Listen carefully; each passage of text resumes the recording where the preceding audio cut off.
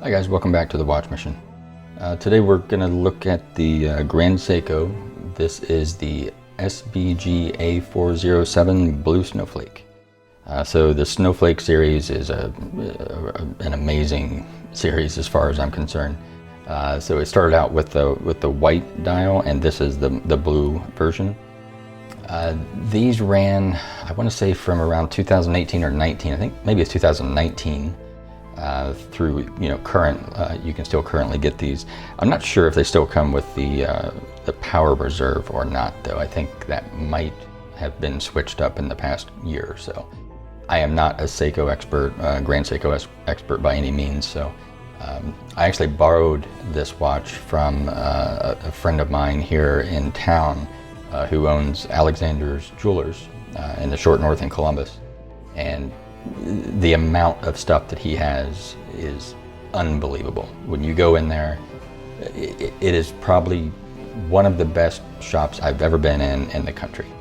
There's really no one else that has anything better than he does, or more than he does. When you talk about some of the hard things to find, he's got not just one, but just tons of them. And it's just drawer after drawer of fantastic stuff, new, used, whatever you want. So if you are looking for anything, if you follow me, and if you're looking for anything secondhand or even new, let me know, and I can kind of hook you up with Alexander, and we'll find you something. But this is a really good example of some of the stuff that he has, and I think my next video is probably going to be specifically on his store, some videos that I took there. So anyway, back to this watch.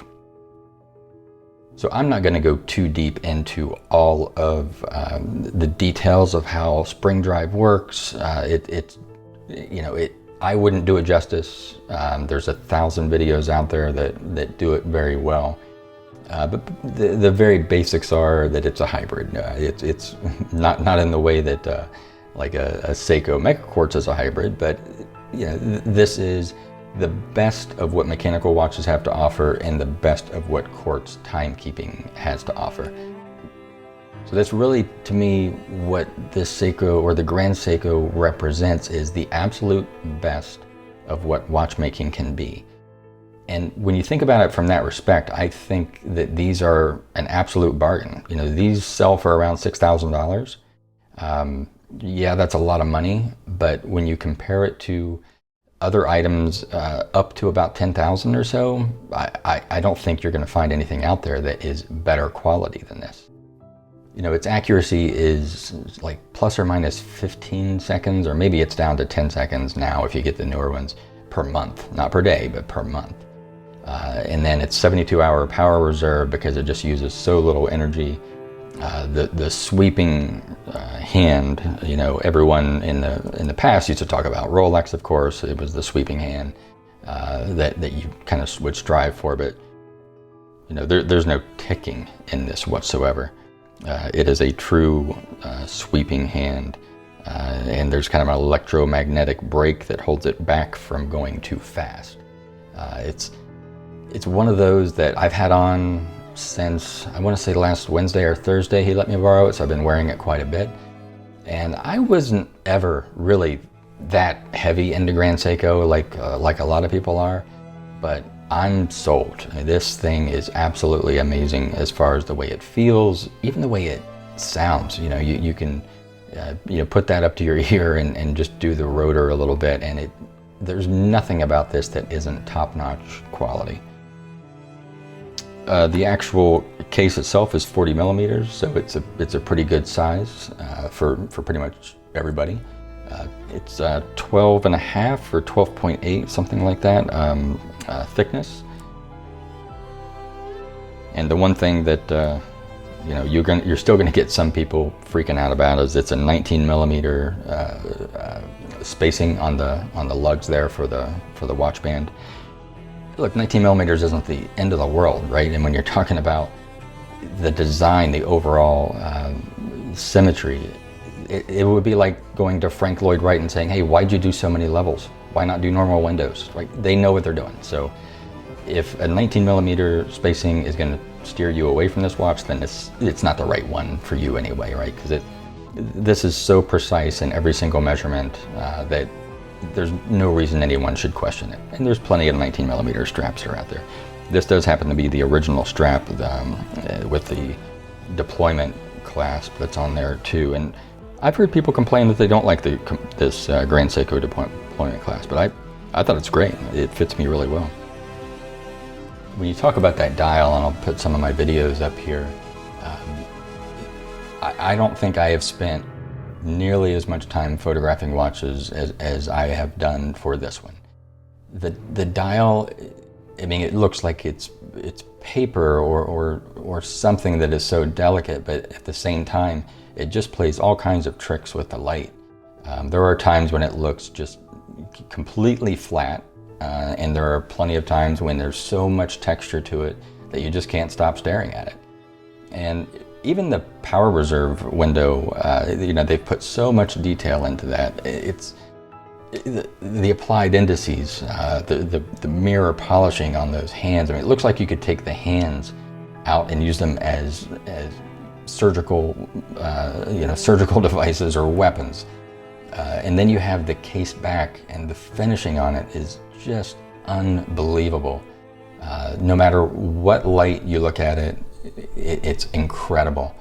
And then you can also see the glide wheel in there as well. And you don't really have that beat like you do in just a mechanical watch. You've got that gliding, consistent power delivery. And that is really something to kind of watch and behold. I mean, it's very, very impressive.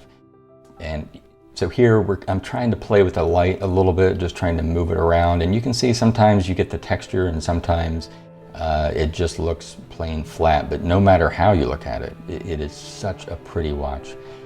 And many people who are not watch people notice the watch and ask what it is. And of course, when you say Grand Seiko, all they hear is Seiko, and they're like, oh, okay, well, that's nice.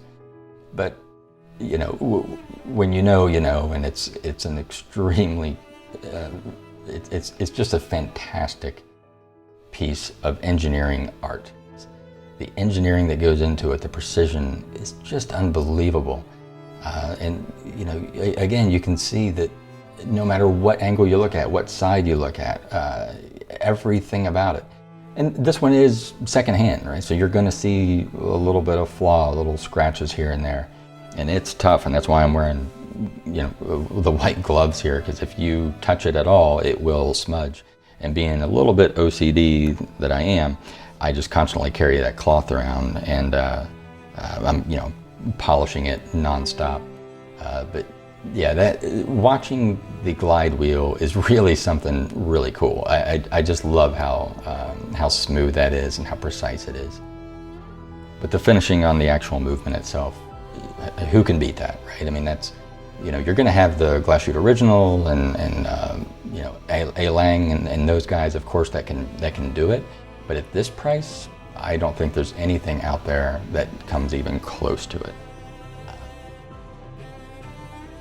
And with a watch like this, being so reflective, that mirror polish, it's tough to get the right picture, but when you do, man, I kind of obsessed about getting the right light, getting the right background, doing all those things. And I don't think I've had as much fun with a watch as I've had with this one. So, I probably have changed my tune a little bit on Grand Seiko. I used to appreciate them completely, but now I'm definitely hooked. I would say that I am on the fan. I am on the bandwagon of the fan club. It's amazing what they can do. I'm immensely impressed. I'll go ahead and throw it on my wrist here. I am wearing the Zelos today.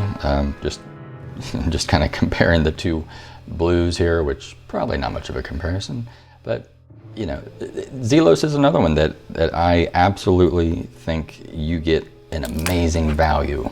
So, you know, this is the titanium, and you will hardly find a scratch on there at all, including on the bracelet. And I wear this, I don't know, at least 2-3 days out of every week. You know, working out, doing whatever, and it's flawless. So that speaks a lot for titanium, and it speaks a lot for Zelos. And of course, it's a loom monster, which I love. Anyway, back to this one. Let me throw this one on my wrist. I have a 6.5 inch wrist, so you know you can see that it does. Oops, sorry. You know it. With my wrist size, you know, everything looks a little bit big, but it's fine. It fits just fine on there. You know, 40 millimeters. I want to say it's 48 lug to lug. I could be wrong about that. Some Seiko freak will probably correct me and get the exact 1/10 of a millimeter correction there. But it's great. It feels good. That deployment clasp I love. I think it's a really nice clasp. And the strap there probably is not coming through super well, but it is probably the deepest blue I've ever seen. So it's kind of hard to show it here. I think in some of the pictures you might be able to see it a little bit better. But you know, I've been very happy with this. So thank you, Alexander, for letting me borrow it. I'm going to be obsessing like a, you know, kind of a kid in a candy store until I can pick one up for myself. Let me know what you guys think in the comments. If you have a Grand Seiko, what your thoughts are. If I've screwed any of the specs up, correct me, please, without being too harsh. I'm kind of new to Grand Seiko, so I'm sure there's a lot that I'm missing, but there's just so much out there. So go take a look at some of the other reviews that are out there. I know, you know, Watch Chris has done a bunch of them. You're Terrific has done a bunch. So is Bruce Williams. So you can find them everywhere. But if you've got, you know, and you can get them for right? 3 to 6 grand. So that's kind of the range for some of the Grand Seikos to get into it, and that's a steal. So if you're in that price range, my best recommendation is at least go take a look at these, because it's one of the best things I've ever had on my wrist. Thanks, guys. See ya.